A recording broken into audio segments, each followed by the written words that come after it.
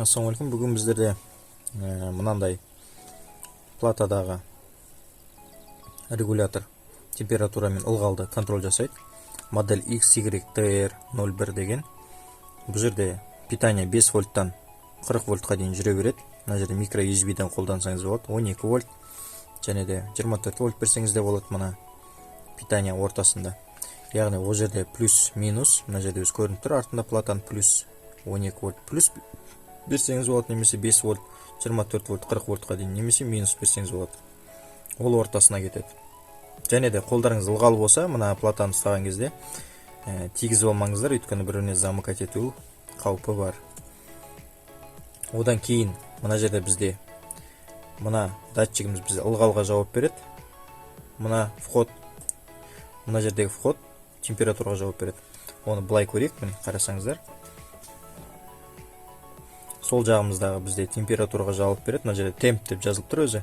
Түбінде қарасаңыздар. Және де RH дейді, яғни бұл ылғалға жауап береді. Бұл жерге плюс берсеңіз, бір контактіге плюс берсеңіз, екінші контактідан плюсті аласыз. Немесе ылғалға да сондай плюсті бересіз, плюсті аласыз. А минус прямой барады. Егер нагрузкамыз бізде кулер болса. Мысалы, обычно ылғалға кулерді қосып жатады, влажностьқа. Температураға 12 вольттық тендер болады, соны қосып жатады. Енді оны қалай қосатын тағы да көрсетіп өтеміз. Және де питание 12 вольт болса, мысалы, немесе 5 вольт және айтқандай 30-40 вольтқа дейін. Нагрузка 220 вольтты да қоссаңыз болады. Мұндай кезде лампочканы қоссаңыз 0 прямой барады да лампочкаға. Фаза біріншісіне бересіз, немесе екіншісіне бересіз де біреуінен аласыз фазаны. Сонда разрывқа жұмыс жасайды. Тура сондай ылғалда солай жұмыс жасайды. Міне датчигі 1 метрлік. Осындай датчик. Бұл жерде температура мен ылғал бірге орналасқан. Енді кулерді біз қосайық. Яғни кулердің біз минусын прямой блок питанияға береміз. Мына жерде минус прямой блок питанияға кеткен. Плюсті температураға қояйық. Одан кейін ылғалға қосып көреміз. Температураға, допустим, бір провод, любой бір клеммаға вентилятордың, кулердің плюсын қостық. Және де блок питаниядан бір плюс аламыз да, екінші контактісіне қосамыз қасында. Мұнау бізде плюс блок питаниядан келген отдельно. Тура осылай аржақ влажностьты да қоссаңыз болады. Қазір біздер демонстрация жасап көрсетейік оны, кулер қалай қосылатын. Енді контроллердің настройкасына келген жағдайда мына бірінші кнопка сол жағына санаған кезде екінші кнопканы бассаңыз температураға жауап береді. Ал үшінші мен төртінші кнопка RH+, бұл ылғалға жауап береді. TM дегенді бассаңыз, TM минус қосылды. Қарасаңыз қызыл индикатор жанында red деп тұр, read. Немесе өшірсеңіз болады контроллерді. Тура сол сияқты ылғалда green дейді, яғни жасыл свет жанады бұл жерде, светодиод. Көрсеңіздер. Немесе өшірсеңіздер болады. Енді бұны қалай задавать етеміз? Бізде қазір текущий 18-де 7 градус температура, ылғалымыз 46-да 8% көрсетіп тұр. Задавать ету үшін, мысалы айтқан кезде, сол жағымыз 20 градус болсын, 20 градуста қосылады, 21 градуста өшетіндей жасайық. Ол үшін TM деген, плюс дегенді басамыз, 5-6 секунд, 30 градус. Осыны түсіреміз. Минуспен түсіреміз, немесе мына жерде плюс деп жазылып тұр. Сонымен көбейтесіздер. 20-ға апарайық. Сол жақ кнопканы өз автоматически сохранить етеді. 5-6 секундтан кейін. Одан кейін 10 жақтағы екінші кнопканы басамыз. Сол жақтың санаған кезде екінші кнопка TM минусты. Біз ана жаққа 20 градус қойсақ, бұл жерге 21 градус қойайық. Яғни 20 градуста қосылады, 21 градуста өшеді. Немесе наоборот қойсаңыздар, ондай кезде контроллер суытуға жұмыс жасайды. Ал біз қазір жылытуға жұмыс жасаймыз. 21 градуста өшу керек.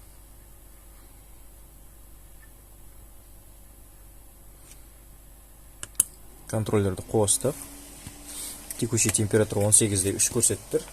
Қазір біз датчикті жылытып 20 градусқа, 21 градусқа дейін апарайық. кулеріміздің нагрузкамыз қосылып тұр, қазір көрсеңіздер.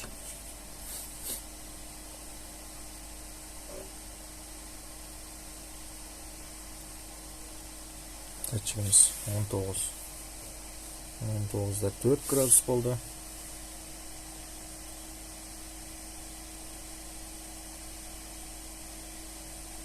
Нөл бүтін 10-нан 1 градусқа дейін қоя аласыз. Гистерезис, яғни коридор.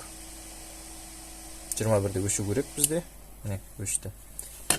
Енді 20-дан түскен жағдайда біздің контроллеріміз қайтадан қосылу керек. Ылғалда тура солай настройка жасайсыздар. Қазір әзірге біздің температурамыз түскенше ылғалға өтейік. Тура сол сияқты температура сияқты RH+ дегенді бассаңыз, міне температура 70% көрсетіп тұр төменгісі. Сонда задавать етесіз келген керегіңізше. Мысалы 70-ті қалдыра берейік. Одан кейін 10 жаққа өтеміз. Қанша пайызда өшу керек екен. 4-ші кнопканы басып тұрып 72%. 72%-ға келгенде өшеді, 70-те қайтан қосылады.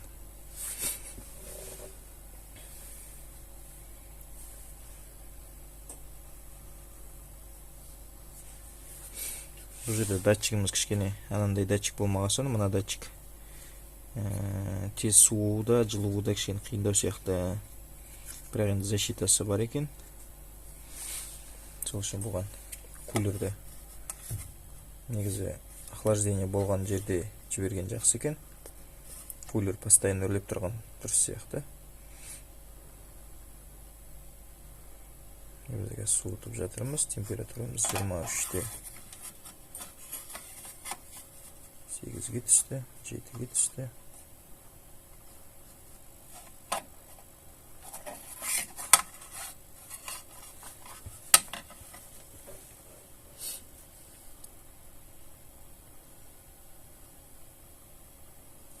Ылғалымыз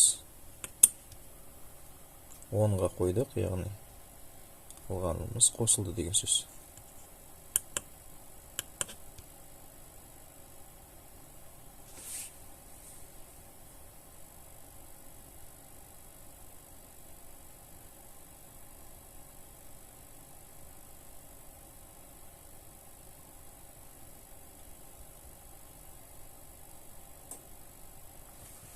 Температурамыз 22-де 6.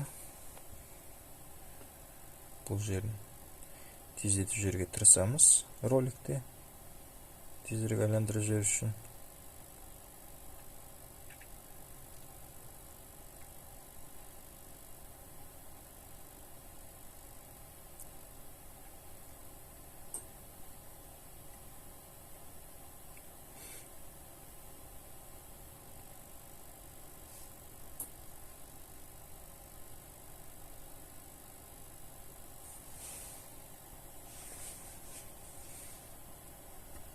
Жиырмада 2 болды температурамыз.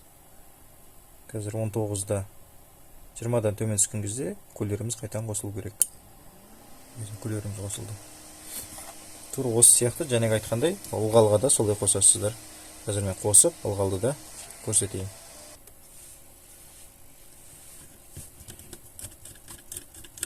Плюс блок питаниядан ылғалдың бір клеммасына береміз.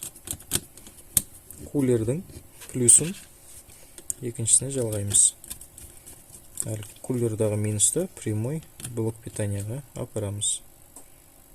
Бағана сіздерге тағы да айтқанбыз.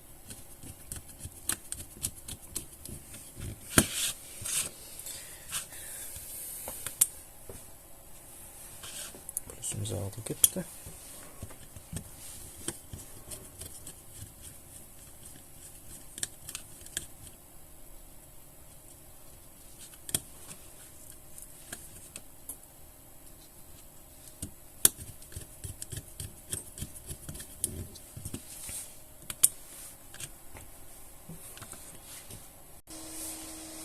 Екеңіздер.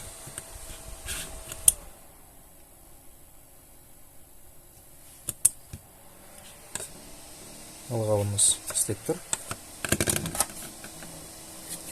Ылғалды 70 пен 72-ге қойдық. Қазір 72-ден асқан жағдайда біздің кулеріміз өшу керек. 70-тен төмен түскен кезде қайтадан кулеріміз қосылады. ылғалымыз қазір 68 болды, 69, 72-ден асты, өшті. Тура солай қазір 70-тен төмен түскен кезде қайтадан қосылады. Көрдіңіздер ме? Ылғал өте жақсы жұмыс жасап тұр. Қайтадан көтерейік. 72-ден асқан кезде өшеді. Енді өзіңіздерге қаншаға дейін керек, сонша қоясыздар. Өшті. Қайтадан түсіреміз. Рахмет.